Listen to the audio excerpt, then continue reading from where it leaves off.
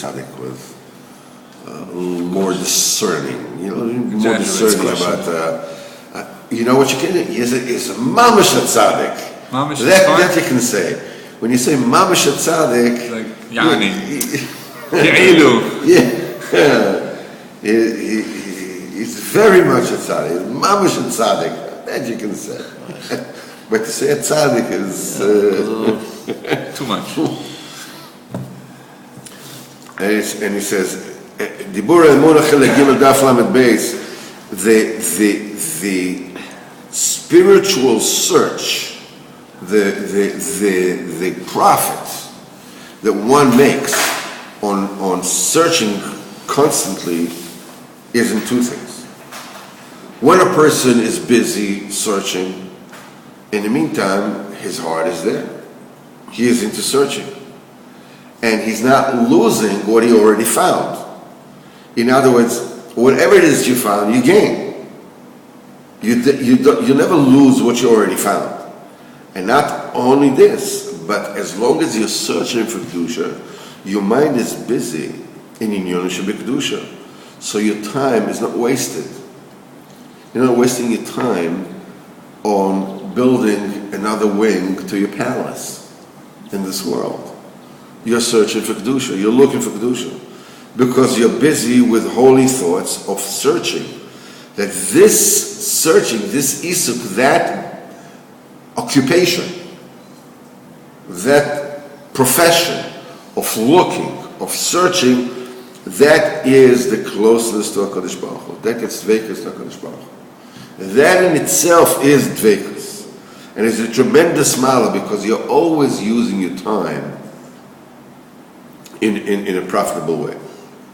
However, the thing which is totally the opposite of that, from the total search, is when a person is mevatel the time doing nothing, in city thoughts, dvarim b'telim, then the loss is also double. Because at the time, you're not looking for Kodesh Baruch Hu. Because you could have made tremendous strides, you can make tremendous profits at the time just by looking for Hashem. And Menir Sarevach is unbelievable. On top of that, a person can actually fail and fall into bad stuff and lose whatever he already earned. Because a person can fall into chas v'chala forbidden things, lashon hara. And it says, and compared to the profit, it's an unbelievable loss.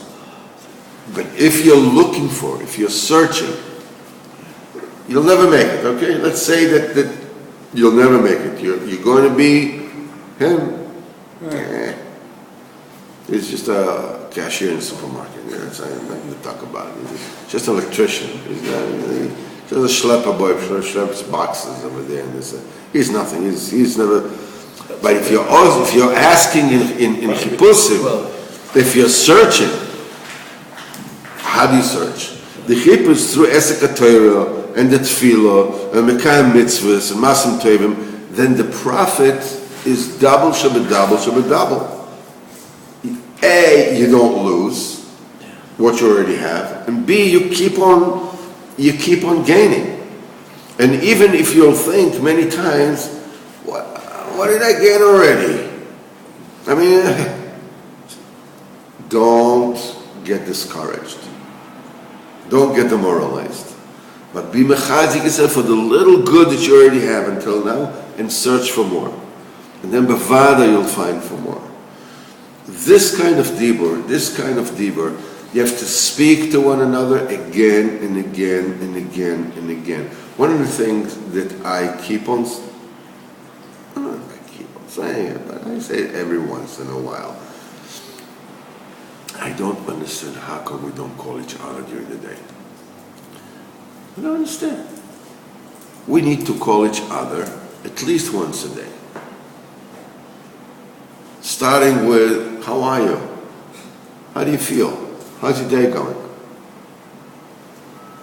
And from there we'll get into Diburim for Vayis Hashem a little bit. Because this is what we're about. The reason why it is so important that we call one another at least once a day is that even if we don't have nothing to say. I'm busy, my head is not, luckily it's connected to my to my neck, otherwise I'd forget it somewhere. It doesn't matter. Just ask, how are you? That's it. I'm thinking about you. I love you. Zakol. If we will do this once a day, at the time when we really need it, when we feel lost, when we feel about yay big, when we feel like that's it, I'm so worthless that it's just like I don't even know why I live. And everybody goes through that. Then we won't call it one another. We won't call one another when we need to, unless we get into the habit of calling one another when we don't need to. Just to speak about Avodas Hashem. Ish le'rayu ma chazak.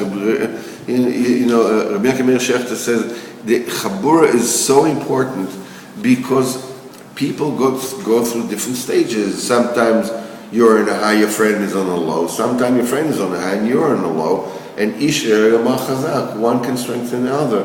You have to be, and I'm busy during the day with my own shtiyot. If I got a phone call, from Reb Simcha Bar Lev, or from David, or from you, or whatever it is, how are you? What's the call remind me for? Who is calling me? Kadosh Baruch Hu is calling me. Why? Because you're not calling me to borrow a cup of sugar. You're not calling me that. You're calling me because you're saying, Kadosh Baruch Hu is saying, Biste, where are you? What's going on?